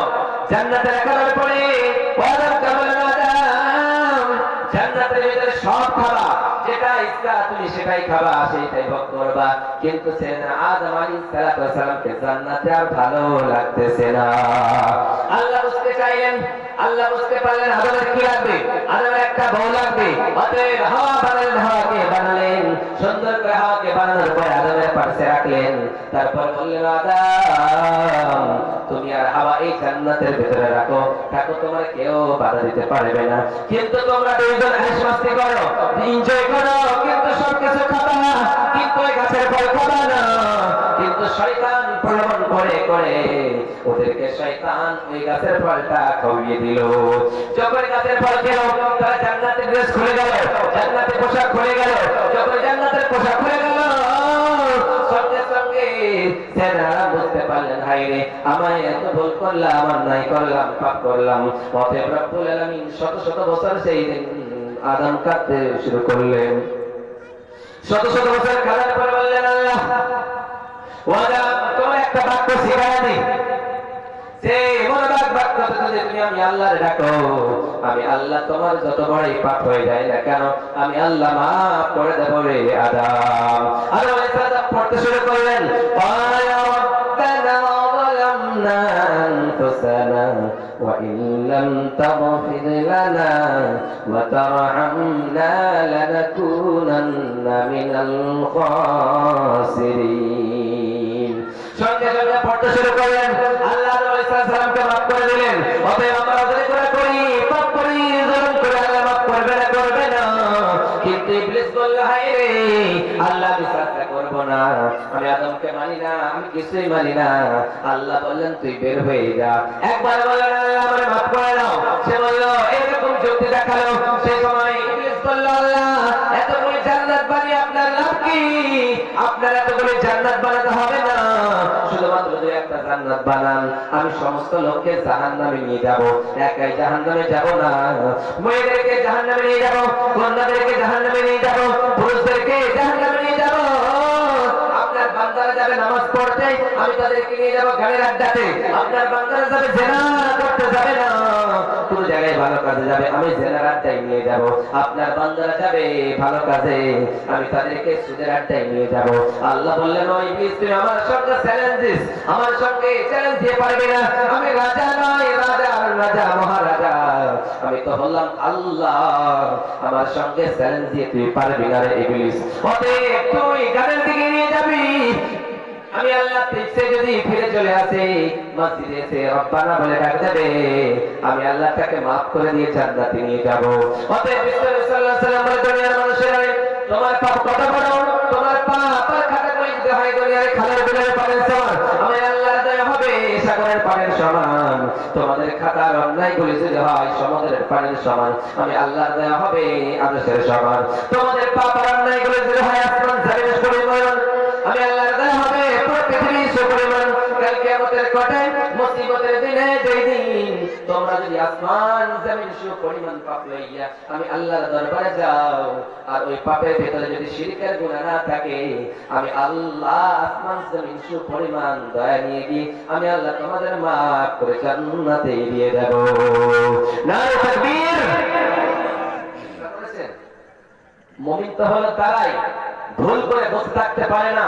ছোট্ট একটা পাপ করেছে, সঙ্গে সঙ্গে ফিরে আসতে তার সলিউশন আছে নাকি, তার কোনো ঘাটতি আছে নাকি। যেমন মোটর বাইকের গ্যারেজের মিস্ত্রিরা, যে কোনো মিস্ত্রি হোক না কেন, যখন কোনো ভুল পায় সঙ্গে সঙ্গে সেটাকে খুঁটিনাটি করে দেখে, হায় রে এটাতে কি ভুল রয়েছে, ভুলটা থাকলে সঙ্গে সঙ্গে সেটাকে সংশোধন করিয়ে নেয়, নেয় না। অনুরূপভাবে বিশ্বনবী সাল্লাল্লাহু আলাইহি ওয়াসাল্লামের সাহাবায়ে কেরামেরা যখন ভুল করতেন, অন্যায় করতেন, বিশ্বনবীর কাছে এসে বলতেন, নবী গো, আমি তো অন্যায় করেছি, জুলুম করেছি রে নবী, আপনি আমায় মাফ করে দেন গো নবীজি। বিশ্বনবী সাল্লাল্লাহু আলাইহি সাল্লামের জামানায় একজন মহিলা বিশ্বনবীর কাছে আসলেন, মহিলারা আপনারা কি উঠে যাবেন না? আপনাদের আওয়াজ ইনশাআল্লাহ হবে, চলে যাবেন না ভাই। আপনারা যারা দাঁড়িয়ে আছেন আপনারা ইনশাআল্লাহ যাবেন না। আপনাদের 1 ঘন্টা এখন পর্যন্ত কোরআন এবং হাদিসের কথা শোনাবো ইনশাআল্লাহ। তাহলে বিশ্বনবী সাল্লাল্লাহু আলাইহি সাল্লামের কাছে একজন মহিলা এসে বলছেন, নবী গো, আমি যে পাপটা করেছি আপনি আমারে মোচন করে দেন, আপনি আমারে ওই পাপটার সিজেশন বাতিয়ে দেন, আপনি কোরআন থেকে বিধান থেকে কোরআনের বিধান থেকে আমার উপরে হাত কার্যকারী করুন গো নবীজি। বিশ্বনবীর কাছে একজন এসে বললেন, ওই মহিলা সামনে এসে বললেন, বিশ্বনবী চেহারাটা একবার ফিরিয়ে দিলেন, আবার বিশ্বনবীর দিকে দ্বিতীয় দিকে গিয়ে আবার বলতেছেন, নবী গো, আমাদের পবিত্র করে দিন গো নবীজি। আবার দ্বিতীয়বার নবীজি চেহারা ফিরিয়ে নেন, আবার তৃতীয়বার বিশ্বনবীর সামনে দিকে এসে বলছেন, নবী গো, ও নবী, দয়ার নবী, মায়ের নবী, আপনি আমার গুনাহ করেন, আপনি আমার উপরে হাত কার্যকারী করুন গো নবীজি। বিশ্বনবী সাল্লাল্লাহু আলাইহি সাল্লাম একবার, দুইবার, তিনবার তাকানোর পরে বলতেছেন, ও মহিলা, তুমি কি কাজ করেছো বলো বলো বলো, তুমি কি এমন অন্যায় করেছো বলো। সেই মহিলা বললেন, নবী গো, দুনিয়ার জমিনে আমি এমন একটা অন্যায় কাজ করেছি রে নবী, যে অন্যায় কাজ করার পরে الزانية والزاني فاجلدوا كل واحد منهم 100 جلدة। কোরআনের বিধান হলো, কোন বিয়ে শাদী করা মেয়ে যদি জিনা করে তাদেরকে তোমরা কোমর পর্যন্ত, নাভি পর্যন্ত গেড়ে তাদেরকে শেষ করে দাও। অতএব তারা যদি শাদীশুদা থাকে, তারা যদি বিয়ে না হয়ে থাকে, তাহলে তাদেরকে তোমরা 100 ঘাত করে লাগাও। অতএব দুনিয়ার জমিনের বিধান হলো গো নবীজি, কোরআনের বিধানে কি রয়েছে, আপনি আমাদের উপরে হাত কার্যকারী করুন গো নবী। আমি একজন পুরুষের সঙ্গে জিনা করেছি, ব্যভিচারী করেছি গো নবীজি, আপনি আমার পেটে এখন বাচ্চা চলে এসেছে গো নবী। আমি অন্যায় কাজ করেছি, আমি বুঝতে পেরেছি, তার কারণে আমার পেটে বাচ্চা হয়েছে, আপনার কাছে এসেছি, আপনি বিচারটা করে দেন গো দয়ার নবী। দেখেন কোরআনের বিধান কেমন। বিশ্বনবী সাল্লাল্লাহু আলাইহি সাল্লাম বলেন, মহিলা শোনো শোনো শোনো, তোমার তো এখন কোরআনের বিধান কার্যকারী হবে না, কারণ তুমি ভুল করেছো, কিন্তু তোমার পেটের বাচ্চাটা তো ভুল করে নাই। অতএব যাও যাও যাও, তার বাড়ির গার্জেনকে ডাকা হলো, তার বাবাকে ডাকা হলো, তার দাদাকে ডাকা হলো, ও মেয়ের বাবা, ও মেয়ের ছেলে, মেয়ের ভাই, যাও যাও, এই মেয়েটাকে তোমরা বাড়িতে গিয়ে গালমন্দ করবা না, তোমরা গালিগালাজ করবা না, তাদের তোমরা আমার বানা, যাও বাড়িতে নিয়ে যত্ন করবা, যখন বাচ্চারা দুনিয়ার সামনে প্রবেশিত হবে, জন্ম গ্রহণ করবে, আমি নবীর সামনে নিয়ে আসবা, আমি কোরআনের বিধান কার্যকারী করে দেব। এবার বাড়িতে গেল, 10 মাস 10 দিন পূর্ণ হয়েছে। এবার যখন 10 মাস 10 দিনের পরে দুনিয়াতে জমিনে ওই ছেলেটা দুনিয়ার জমিনে আসলো, পেটের বাচ্চারা দুনিয়ার জমিনে আসলো, তখন সঙ্গে সঙ্গে ওই মহিলাটা বিশ্বনবীর কাছে এসে বলছেন, নবী গো, এই যে দেখেন আমার বাচ্চাটা। বিশ্বনবী বলতেছেন, তোমার বাচ্চাটা কি দুধ পান করতে পারে? ওই মহিলা বললেন, নবী গো, আমার বাচ্চাটা এখন দুধ পান করে, কিন্তু এখন পর্যন্ত দুনিয়ার কোন খাদ্য খেতে পারে নাই গো নবীজি। শুধু ভাত খেতে পারে না, কিছু খেতে পারে না, শুধু দুধ পান করে। বিশ্বনবী বললেন, এরা তো কান্না করবে, মায়ের দুধ ছাড়া বাঁচতে পারবে না, যাও যাও যাও যাও, যখন ছেলেটা খাদ্য খেতে পারবে তখন তোমরা নিয়ে আসবা, আমি কোরআনের বিধান কার্যকারী করে দেব। এবার সেই মহিলাটা চলে গেলেন। বাড়ি যাওয়ার পরে যখন একদিন দুই দিন করতে করতে ওই বাচ্চাটার হাতে এক টুকরো রুটির টুকরো দিয়েছে, যেমনি রুটির টুকরোটা দিয়েছে, ওই মহিলাটা জানো ওই রুটির টুকরোটা যেন বাচ্চাটা খেতে শিখে নিয়েছে। যেমনি খেতে পেরেছেন, বিশ্বনবীর কাছে এসে বলছেন, নবী গো, ও দয়ার নবী, মায়ের নবী, ও বিশ্বের নবীজি, এই যে দেখেন আমার ছেলেটা এখন দুধ পান করা ছেড়ে দিয়ে এখন দুনিয়ার জমিনের আহার খেতে পেরেছে গো নবীজি। অতএব আপনি এখন আমার কোরআনের বিধানটা কার্যকারী করুন গো নবী। অতএব আমার আপনি কোরআনের বিধান কার্যকারী করুন, কোরআনের হাত চালু করুন। অতএব বিশ্বনবী ওই ছেলেটাকে নিলেন, আর পরে বললেন, আমার সাহাবারা বলো বলো বলো, তোমরা কি কেউ আছো এই ছেলেটাকে নিবা, এই ছেলেটার জিম্মেদারি নিবা, এই ছেলেটাকে লালন পালন করবা। একজন সাহাবীকে দিলেন, তারপরে বললেন এই মহিলাটাকে নিয়ে যাও, নিয়ে গিয়ে জঙ্গলের ভিতরে এক জায়গায় নিয়ে গিয়ে একে এই কোমর পর্যন্ত বুক পর্যন্ত গেড়ে দিয়ে জীবনের মতো পাথর মেরে মেরে শেষ করে দিবা যাও। এবার মেয়েটাকে নিয়ে গেলেন, নিয়ে যাওয়ার পরে তাকে গেড়ে দেওয়া হলো, পাথর মেরে মেরে জীবনের মতো রজম করে দেওয়া হলো। অতএব দুনিয়ার জমিনে মেয়েটা তো অন্যায় করেছে, একা একা একা পাপ করেছে, কেউ জানে নাই তার পাপের খবর, তার অন্যায়ের খবর তার বাবা জানে না, তার অন্যায়ের খবর তার মাও জানে না, তার অন্যায়ের খবর তার গ্রামবাসী কেউ জানে না। যদি বসে বসে থাকতো কেউ জানতে পারতো না। কিন্তু বিশ্বনবীর কাছে কেন আসলেন? বিশ্বনবীর কাছে আসার কারণটা কি? এই জন্য আসলেন, ও বিশাল আকাশের মালিক, আজকে আমি নবীর দরবারে গেলাম, আমি নবীর দরবারে গিয়ে বিচার পেলাম, হয়তো চিরজীবনের মতো কাল কিয়ামতের কোটে লক্ষ কোটি কোটি কোটি কোটি মানুষের সামনে আল্লাহ যেই দিন জেনাকারী বলে ডাক দেবে, সেই দিন আল্লাহ আমি দাঁড়াতে পারবো না। আজকে নবীর সামনে কিছুগুলি মানুষের সামনে অপমান হলাম, ঠিক আছে, কিন্তু আজকে আমার পাপটা মোচন হয়ে গেল। এই জন্য বিশ্বনবীর কাছে গেলেন। ওই জন্য বিশ্বনবী বলেছেন, মান সাতারা মুসলিমান সাতারাল্লাহু ইয়াওমাল কিয়ামাহ, মান কাশাফা মুমিনান কাশাফাল্লাহু ইয়াওমাল কিয়ামাহ। দুনিয়ার জমিনে কোন মুসলমানের দোষ যদি ঢেকে থাকে, কোন দোষ ত্রুটি যদি ঢেকে রাখে, কাল কিয়ামতের কোটে আল্লাহ তার দোষগুলিকে গুণগুলিকে ঢেকে রেখে দেবে। আর যদি কারো দোষ ত্রুটিকে অন্যায় কৃত জিনিসগুলিকে ফাঁস করে দেয়, প্রকাশ্য করে দেয়, কাল কিয়ামতের কোটে ওই বান্দাকে বলা হবে, বান্দা তুমি একজনের ভুল দেখেছিলা, একজনকে অন্যায় করতে দেখেছিলা, তুমি সঙ্গে সঙ্গে সেটাকে প্রকাশ্য করেছিলা, কারণ লোকটা তো মাপ চেয়ে নিতে পারতো, লোকটা তো খাতাটা মাফ করে নিতে পারতো, আমি আল্লাহ মাফ করে দিতাম। কিন্তু আজকে কাল কিয়ামতের কোটে তুমি ক্ষুদ্র তোমার অন্যায় করেছো, আজকে আমি আল্লাহ তোমারেও ছেড়ে দেব না। ওই মহিলাটা মনে করতে হয় রে, কেউ জানে না আমার পাপের খবর, আমার বাবা জানে না, কেউ জানে না, জানে একমাত্র আল্লাহ। অতএব আল্লাহর দরবারে যদি মাপ চাই, এত তওবা করলো, তওবা করে করে করে জীবনের মতো গুনাহগুলি তার মাফ করে দেওয়া হলো। পৃথিবী না জানো আমি তো জানি আমি কি পাপ করেছি, হায় আমার পাপের করলে বিচার, আমার পাপের করলে হিসাব, বাঁচার আমার নাই উপায়। দয়াময় প্রভু মাফ করো আমায়, মাফ করো আমায়। পৃথিবী না জানো আমি তো জানি আমি কি পাপ করেছি, হায় আমার পাপের করলে বিচার, আমার পাপের করলে হিসাব, বাঁচার নাই আমার উপায়।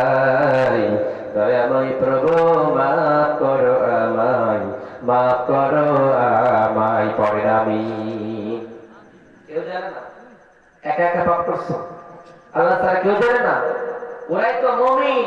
মুমিনের তো কোয়ালিটি ওটাই যে ভুল করলো, ভুলটাকে সংশোধন করে নিল, অন্যায় করলো, অন্যায়টা আল্লাহর দরবারে তুলে ধরলো, আল্লাহ আমি পাপ করেছি, রমজানের মোবারক মাস এসেছে, আল্লাহর কাছে 11 মাসের গুনাহগুলি যদি আল্লাহর কাছে বলে, আল্লাহ আমায় মাফ করে দাও, আল্লাহ বলছে গোলাম তোমার 11 মাসের গুনাহটা আমি একটা রাত্রিতে মাফ করে দিতে পারি। কিন্তু আমরা হতভাগা মুসলমান একবার আল্লাহকে বলি না আল্লাহ, আল্লাহ বলে ডাকতে জানি না, আল্লাহ বলছে গোলাম। যখন 1/3 রাত বাকি থাকে, তখন আমি আল্লাহ ডাক দিয়ে বলি, ينزل ربنا تبارك وتعالى كل ليلة إلى السماء الدنيا حين يبقى ثلث الليل الآخر من يدعني فأستجب له من يسألني فأعطيه من يستغفر فأغفر له। বিশ্বনবী সাল্লাল্লাহু আলাইহি ওয়াসাল্লাম দুনিয়ার মানুষেরা যখন রাত্রে 12টা হয়ে যায়, তখন আমার আল্লাহ ডাক দিয়ে বলে, গোলাম কে তোমরা আমারে ডাকো। প্রথম নাম্বার আসমান আমি আল্লাহ ডাক দিয়ে বলে, গোলাম তোমরা কে আমারে ডাকো, আমি তোমাদের ডাকে সাড়া দেব। কে তোমরা কি চাও, আমি আল্লাহ তোমাদের দেব। কার সন্তানের প্রয়োজন হয়েছে বলো, কার বিবির প্রয়োজন রয়েছে বলো, কার সুন্দর বিবি চাই আমারে বলো, কার সুন্দর স্বামী চাই আমারে বলো, কার ধন সম্পদ চাই আমারে বলো, কার কি লাগবে আমারে বলো, কার সেবার জন্য প্রয়োজন আছে আমারে বলো, আমি আল্লাহ সব কিছু দিয়ে দেব রে গোলাম। আমার কাছে কিছুরই কমি নাই, সব কিছু তোমাদের আমি দিয়ে দেব। কিন্তু হতভাগার দল, আমরা চাইতেই জানি না। তারপর ইসলাম সাল্লাম বললেন, মাইয়াস্তাগফিরুনা ফাগফির লাহু, তোমরা পাপ করেছো, গুনাহ করেছো, তোমরা ইস্তেগফার করো, আমি আল্লাহ মাফ করে দেব। অতএব আমরা আল্লাহর কাছে চাইতে পারি না, আল্লাহর কাছে চাইতে চাই না।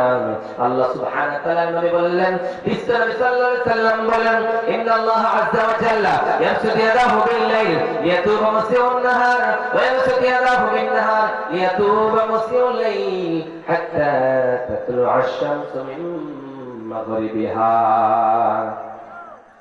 বিশ্বনবী সাল্লাল্লাহু আলাইহি সাল্লাম দুনিয়ার মানুষেরা যখন রাত্রি হয়ে যায়, তখন আমার আল্লাহ দস্তে রহমতের হাতখানা বাড়ায় বাড়ায় গোলাম, দিনের বেলা অন্যায় করেছো, জুলুম করেছো, পাপ করেছো, তোমরা কে কি করেছো জানি না, অন্যের সম্পদ লুটে গেছো, চুরি করতে গিয়েছো, অন্যজনের আইন কাটিয়েছো, অন্যের সম্পদ খেয়েছো, অন্যের ধান চুরি করেছো, কে কি করেছো জানি না, অন্য মেয়ের দিকে তাকিয়েছো, ভিন্ন মেয়ের দিকে চোখ নজর করে তাকিয়েছো রে গোলাম।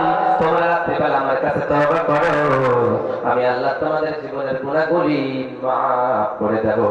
আবার বিশ্বনবী সাল্লাল্লাহু আলাইহি সাল্লাম বলেন, দিনের বেলা দস্তে রহমতের হাত কারা বাড়িয়ে দেয়, বলে ও গোলাম, রাত্রিবেলা একা একা পাপ করেছো, কেউ জানে না, তোমার বাবাও জানে না, তোমার মাও জানে না, তোমার গ্রামবাসী কেউ জানে না, জানে কে? একমাত্র আমি আল্লাহ জানি। অতএব বান্দা, তুই আমার কাছে চা, কখনো চাইলে কিছু হয় না রে বান্দা, আমি আল্লাহ তোমার চাওয়ানি মাফ করে দেব। তারপর রাসূলুল্লাহ সাল্লাল্লাহু আলাইহি ওয়াসাল্লাম বললেন, দুইটা ওয়াক্ত কখনো মাফ হয় না, দুইটা ওয়াক্ত তওবার দরজা বন্ধ হয়ে যায়, ওই দুইটা ওয়াক্ত আসার পরে, ওই সময় আসার পরে যদি তোমরা তওবা করো, তাহলে আমি আল্লাহ তোমাদের পাপ করে ক্ষমা করে দেব। প্রথম নম্বরে ইসলামে বললেন বাদাল গারগারা, যখন আপনি মালাকুল মউতকে দেখতে পাবেন, মৃত্যুর ফেরেশতা আপনার কাছে চলে এসেছে, ওই মৃত্যুর ফেরেশতাকে দেখানোর পরে যদি আল্লাহকে বলেন, আল্লাহ আমারে মাফ করে দাও, আল্লাহ বলে, বান্দা আমি কখনোই মাফ করে দিতে পারি না রে গোলাম, কারণ দুনিয়াতে তোমার সময় দিয়েছিলাম, সময় দেওয়ার পর বাহাদুরি করলা, নেতাগিরি করলা, সব কিছু করলা, মরার সময় বলছো আল্লাহ মাফ করে দাও, আমি আল্লাহ মাফ করতে পারি না, পারি না। আবার বিশ্বনবী বললেন, বাহাতুল শামসি মিন মাগরিবিহা, যেই দিন কিয়ামতের পড়বে, পশ্চিম দিকে সূর্য উদিত হবে, আজকে পূর্ব দিকে সূর্য উদিত হয় না, হয় না, যেই দিন পূর্ব দিকে আর পশ্চিম সূর্য উদিত হবে না, সেই দিন পশ্চিম দিকে সূর্য উদিত হতে থাকবে। সেই দিন আল্লাহর কাছে যদি বলেন, আল্লাহ আমারে মাফ করে দাও, আল্লাহ বলে, গোলাম আমি তোরে কখনোই মাফ করব না।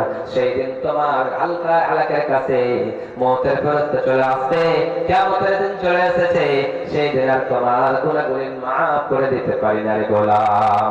তাই তো ইসলাম সাল্লাল্লাহু আলাইহি ওয়াসাল্লাম বলেন, ক্বালা ইয়া ইবাদ ইন্নাকুম তুখতিউনা বিল-লাইলি ওয়ান-নাহার ওয়া আনা আগফিরু যুনুবা জামিআ ফাস্তাগফিরুনি আগফির লাহু। ইসলাম সাল্লাল্লাহু আলাইহি ওয়াসাল্লাম, গোলাম তোমরা দিন-রাত অন্যায় করো, জুলুম করো, একটাও টাইম তোমরা বাদ দাও না, কিন্তু তোমরা তারপরে যদি তোমরা ইস্তেগফার করো, আমি আল্লাহ তোমাদের গুনাহগুলি মাফ করে দেব রে গোলাম। কিন্তু আমরা হতভাগা, আল্লাহর কাছে মাথা নত করতে চাই না, আল্লাহর কাছে তওবা করতে পারি না। আমরা মুমিন দাবি করি, কিন্তু আমরা মুমিন নই। মুমিনদের প্রথম গুণ তাইবুন, মুমিন বান্দা তওবা করে একমাত্র আল্লাহর কাছে। কিন্তু আমরা এগুলি ভুলে যাই, এগুলি বিধানকে ভুলে যাই। আমাদের রব যে আল্লাহ, এই আল্লাহকে বলে ভুলে যাই না। আমাদের প্রভু যে একজন আল্লাহ, আমরা মানতে চাই না। আল্লাহ আমার রব, ওই রবই আমার সব, দমে দমে তন মনে তারই অনুভব। আল্লাহ আমার রব, ওই রবই আমার সব, দমে দমে তন মনে তারই অনুভব।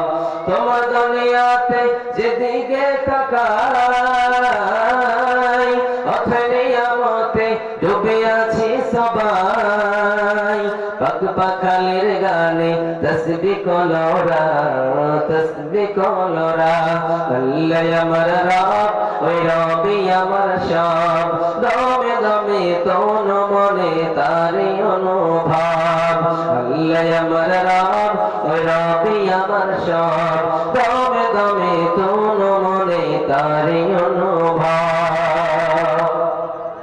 তাহলে মুমিনের প্রথম গুণ আত্তাইবুন।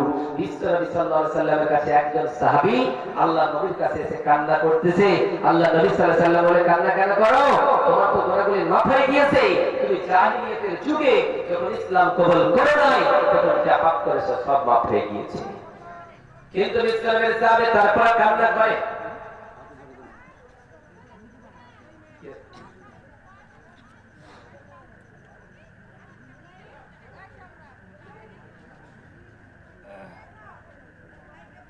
তাহলে ইসলামে সাল্লাল্লাহু আলাইহি ওয়াসাল্লাম বলেন, সাহাবা কান্না কেন করে? বলো। সেই সাহাবী বললেন, নবী গো, আমি এমন একটা অন্যায় করেছি রে নবী, মনে হয় আমার অন্যায়টা মাফ হয় নাই রে নবীজি। ইসলামী বললেন, কি অন্যায় করেছো বলো? একবার, দুইবার, তিনবার বলার পরে ইসলামী বলেন, তোমার মাফ হয়ে গিয়েছে, যাও।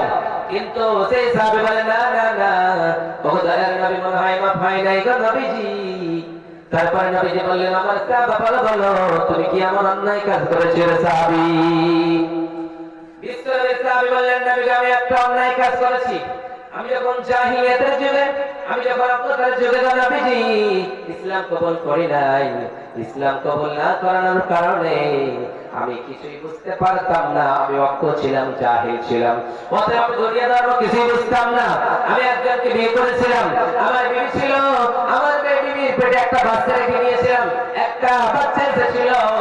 আমার বিবিকে বললাম, আমার স্ত্রী রে, আমি তো সফরে চলে যাব, আমি তো বিদেশে চলে যাব, কিন্তু আমার পেটে, তোমার পেটে যে বাচ্চাটা রয়েছে, এটা যদি দুনিয়ার জমিনে ছেলে হয় তাহলে বাঁচিয়ে রাখবা, আর যদি মেয়ে হয় তাহলে তুমি মেরে ফেলে দিবা। এইরকম ওসিয়ত করে আমি চলে গেলাম বিদেশে, বাইরে চলে গেলাম, সফরে চলে গেলাম। সফরে যাওয়ার পরে আমার বিবির পেটের বাচ্চাটা দুনিয়ার জমিনে জন্মগ্রহণ করলো। যখন দুনিয়ার জমিনে জন্মগ্রহণ করলো গো নবীজি, আমার ওই বিবির পেটের বাচ্চাটা ছেলে হয় নাই গো নবীজি, ওটা একটা মেয়ে হয়েছে। সুন্দর রমণী হয়েছে। ওই সুন্দরের কারণে আমার মেয়ে, আমার স্ত্রী মেয়েটার নাম জামিলা রাখছে। ওই জামিলা রেখে পার্শ্ববর্তী বাড়িতে লালন পালন করেছে। আমার ভাই আমাকে জানতে দেয় নাই গো নবীজি। অনেকদিন পর আমি বাড়িতে এসেছি। বাড়িতে আসার পর আমার বিবিকে বললাম, ও আমার বিবি, বলো আমার সামনে যে মহিলাটা, যে কন্যাটা, সুন্দরী রমণীটা, কলিজার টুকরাটা ঘুরে বেড়াচ্ছে, তাকে তুমি আমারে বলে দাও, বলো। কিন্তু আমার স্ত্রীর মনে হয়, হায় রে, আমার স্বামী মনে হয় মারবে না বাচ্চাটারে। আমি সুন্দর করে বলতে শুরু করলাম, বলতে বর্ণনা করলাম, ও আমার স্বামী, আপনাকে বলেছিলাম যে আপনার ছেলে হয়েছে, কিন্তু আপনার কিছু হয় নাই গো নবীজি। ও আমার সাহাবী, ও আমার স্বামী বলে, শোনো, এটা একটা মেয়ে হয়েছে, আমি মারতে পারিনি মা, বাঁচিয়ে রেখেছি। যেমনি এই কথা বলেছে, শয়তান কুমন্ত্রণা দিতে শুরু করলো, ও সাহাবী, ও যুবক, তোমার দুনিয়ার জমিনে ছেলে হবে না, মেয়ে হয়েছে, ওই মেয়েটাকে বাঁচিয়ে রেখো না, কারণ মেয়েরা হচ্ছে আজকে দুনিয়ার জমিনে বোঝ। অর্থাৎ তোমাকে বিয়ে দিতে হবে, বল দিয়ে বিয়ে দিতে হবে, তোমাকে তার জন্য পরিশ্রম করতে হবে।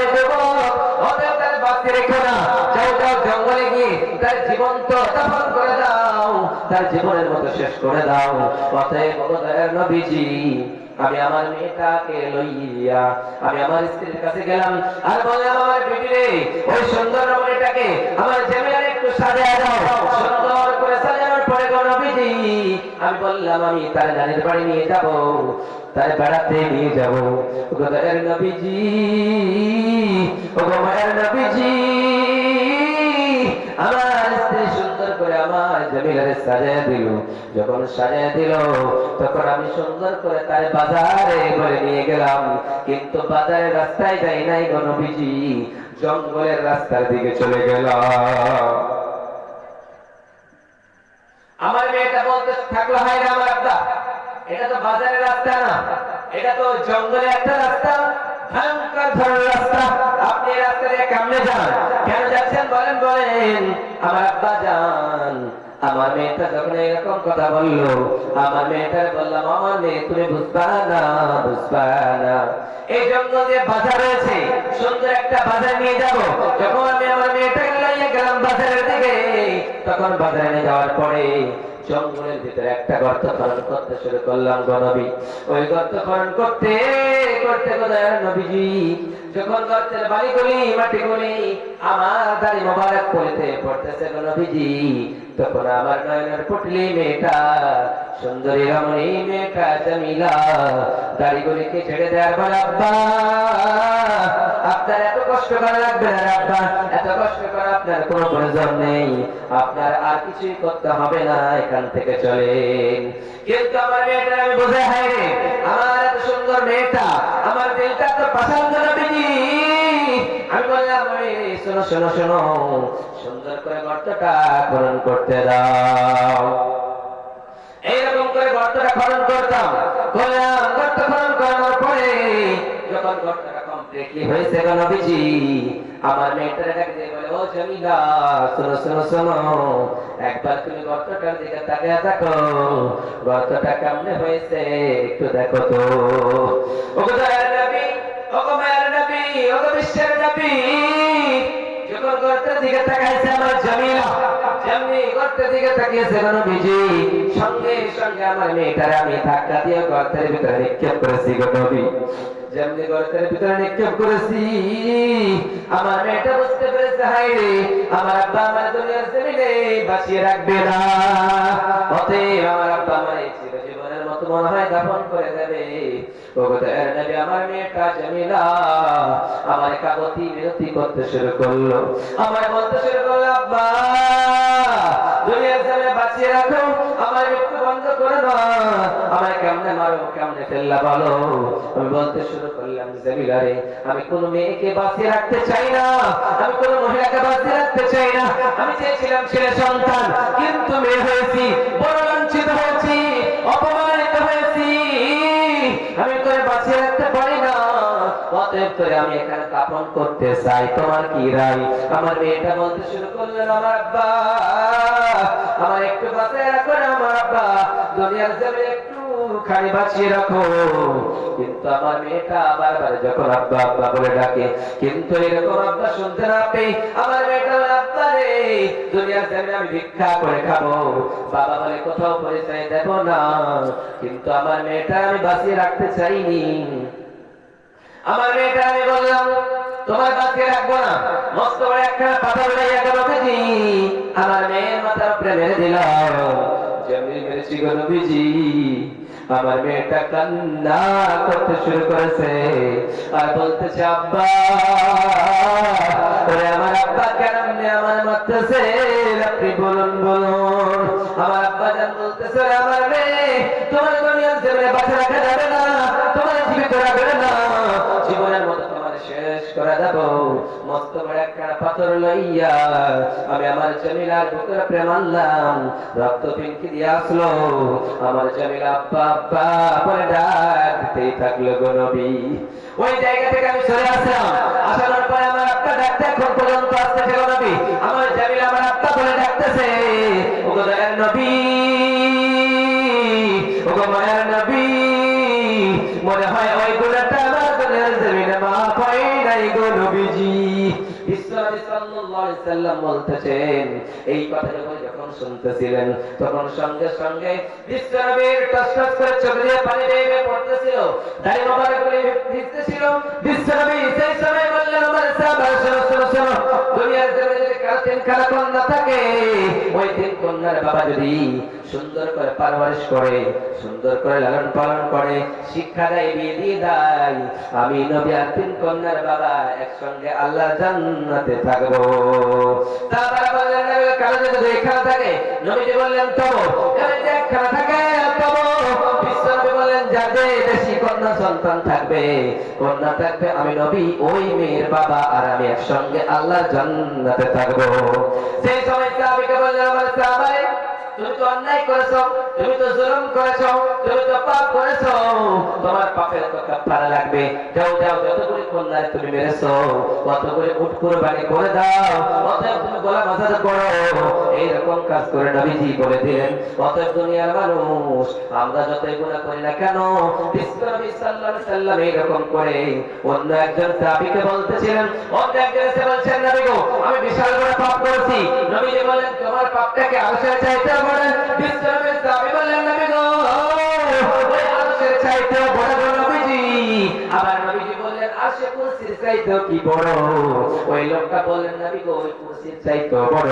বিশ্বনবী বললেন, তোমার পাপ যতই বড় হোক, তোমার অন্যায় যতই বড় হোক, তুমি যতই পাপ করো না কেন, আমি আল্লাহর দরবারে যদি রব্বানা বলে ডাক দাও, তুমি যদি নিরাশ না হয়ে যাও, আমার আল্লাহ তোমারে মাফ করবে করবে। তুমি কি আল্লাহর কালাম পড়ো নাই? তুমি কি কোরআন পড়ো নাই? তুমি কোরআনের আয়াত কি পড়ো নাই? আল্লাহ ডাক দিয়ে বলেন, কুল ইয়া ইবাদিয়াল্লাযীনা আসরাফু আলা আনফুসিহিম লা তাকনাতু মির রাহমাতিল্লাহ।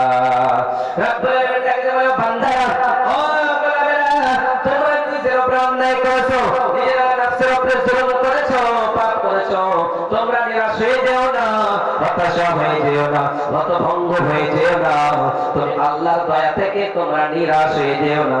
আমি আল্লাহ তোমাদের মাফ করবে করবে, এতে কোন রকমের সন্দেহ নেই। বন্ধু, 9টা গুণ রয়েছে, 9টার একটা এখন পর্যন্ত চলছে, 8টা বাকি রয়েছে। কিন্তু আমার সভাপতি সাহেব আমাকে একটা চিঠি দিয়ে বললেন, আপনাকে এই মসজিদের, মদিনা মসজিদের উপলক্ষে কিছু নিতে হবে। আর বছরে একবার জালসা হয়, যদি আপনারা দাঁড়িয়ে না করলে তাহলে জান্নাত কি এত সহজ? জান্নাত কি আল্লাহ ফ্রি করে দেবে? ফ্রি কোনো কাজ হয়? কিছুই হয় না। তাই তো বিশ্বনবী সাল্লাল্লাহু আলাইহি সাল্লাম মহিলাদের ওয়াজ করলেন। মহিলাদের ওয়াজ করার পরে বললেন, ও মহিলার দল, আমি যখন জান্নাত দেখলাম আর জাহান্নাম দেখলাম, সব থেকে বেশি আমি নারী জাতিকে জাহান্নামের ভিতরে দেখলাম। সব থেকে আমি নারী জাতিকে বেশি জাহান্নামের ভিতরে দেখলাম। সাহাবারা বললেন, মহিলারা বললেন, নবী গো কেমনে? বিশ্বনবী বললেন, তারা সাদকানা তাসাদকানা, তোমরা সাদকা করো, সাদকা করো, সাদকা করলে, দান করলে আল্লাহ বাড়ায় দেয়, তোমাদের জান্নাতুল ফেরদাউস দেবে। অতএব দান করতে কখনো ভুলে না। বিশ্বনবী যখন ওয়াজ করলেন, ওই সাহাবায়ে কেরামের ওই মহিলারা বিশ্বনবীর সামনে সব কিছু দিয়ে দিলেন, যা যে ছিল, যতটুকু সামর্থ্য ছিল বিশ্বনবীর সামনে এসে রেখে দিলেন। অতএব মা, অতএব বোন, আল্লাহর দরবারে কি আপনারা দান করবেন না? একখানা কোরআনের দান করে কি আপনারা দেবেন না? আমি 30 পারা কোরআন চাই। 30 পারা কোরআন এই মসজিদে কোন ছেলেরা পড়বে, কোন হাফেজ সাহেব পড়বে, বাচ্চা করে যতগুলি হরফ পড়বে ততগুলি নাকি পাবেন। অতএব মসজিদের জন্য একখানা যদি ইট কিনে দিতে পারেন, ওই ইটখানা কাল কিয়ামতের কোটে আপনাকে স্বর্ণ মুদ্রা দিয়ে বানিয়ে একখানা আপনাকে ঘর বানায় দেবে। মালিক তুমি জান্নাতে, তোমার পাশে আমায় একটি ঘর বানিয়ে দিও, একটি ঘর বানিয়ে দিও। মালিক তুমি জান্নাতে, তোমার পাশে আমায় একটি ঘর বানিয়ে দিও, একটি ঘর বানিয়ে দিও। সেটি বেশি কামাই মহাদিনে, তুমি তোমার কাছে আমায় আপন করে নিও। মালিক তুমি জান্নাতে, তোমার কাছে আমায় একটি ঘর বানিয়ে দিও, একটি ঘর বানিয়ে দিও। কেউ আছেন? 30 পারা কোরআন চেয়েছি, 30 পারা কোরআনের দাম, একটা কোরআনের দাম হচ্ছে মাত্র 200 টাকা। বেশি চাইবো না, কেউ যদি দেন 5 জন 1,000 টাকা করে, এবং 30 পারা কোরআন চেয়েছি। ভাই কোন আল্লাহর বান্দা প্রথম নাম্বার আসবে?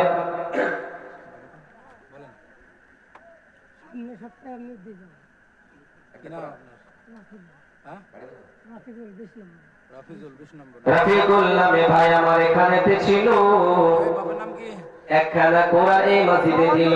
থাকে যদি সেই ভাই কোন বিপদেতে, বাঁচাইয়া নিও খোদা দান বদলেতে। আমিন ও আমিন, আল্লাহ আমিন ও আমিন। মোদের দুয়া কবুল করো রব্বুল আলামিন। ও বিশাল আকাশের মালিক রে, ও বিশাল জমিনের মালিক রে, ও দয়াময় মাওলা রে, দুনিয়ার জমিনে কে কত দান করেছে জানি না রে মাওলা। হে আল্লাহ, সবার দান করে তুমি কবুল আর মঞ্জুর করে নিও, আমিন। একজন হয়েছে, 29 জন এখন পর্যন্ত বাকি আছেন। আল্লাহর বান্দা এখানে অনেকগুলো ভাই রয়েছেন। একজনের কাছে আমি শুধুমাত্র 5 জনের কাছে 1000 টাকা করে চাই। কেউ আল্লাহর বান্দা আছেন? 1000 টাকা দিয়ে যাবেন একজন। এবং মহিলারা আপনারা 200 করে টাকা, বেশি চাই না, এখানে এসে লিখে যান অথবা দিয়ে যান, নামটা বলবেন, তিনার জন্য প্রাণ খুলে দেওয়া হবে। অনেক দূর থেকে এসেছি, মুসাফির মানুষ, আপনাদের জন্য দোয়া করব। আল্লাহ আপনাদেরকে জান্নাতুল ফিরদাউস দান করবে, কোনো রকমের সন্দেহ নেই। তাহলে চলে যাবেন না, কিছু হলেও দিয়ে যাবেন, আপনারা ফিরে চলে যাবেন না।